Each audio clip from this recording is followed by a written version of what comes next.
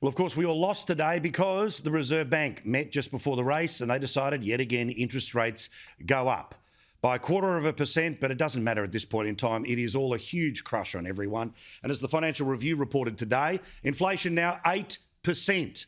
That's above where the federal government told us just last week in their stupid budget that this was going to be the peak of inflation. As you can see on the far right of your screen, look at that, the fastest increase in interest rates in 30 years. So, what did the great passenger, grim Jim Chalmers, have to say? Well, this today. This is another difficult day for Australians who are already under the pump. Oh, really? Well, Jim might need a new scriptwriter because it's exactly what he said last month when they went up. Can I say to you again today, these are difficult times. And the month before? I think it will still get more difficult before it gets better. And the month before? And the month before that? People will find today's news really difficult, I think. It will be a tough day for a lot of homeowners.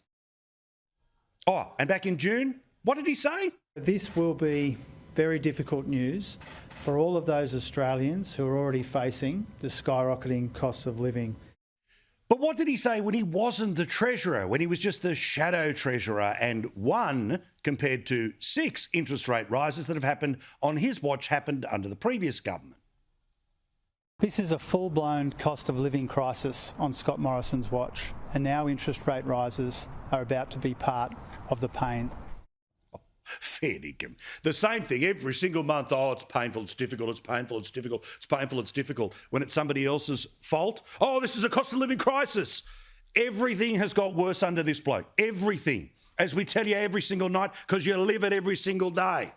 Your wages are back in 2011. Highest interest rates in 30 years. Highest inflation rate in 40 years. And 140,000 people, according to the budget, will lose their job next year. And remember, by the way, just on that, about the budget assumptions, I told you within 24 hours of the budget that all of the assumptions could be completely tossed out, that it was a meaningless exercise because their predictions about inflation would be wrong. Now, I thought that was because they were going to get it wrong on the downside. Well, according to, again, the RBA today, they've got it wrong on the upside. You see, today it's 8%.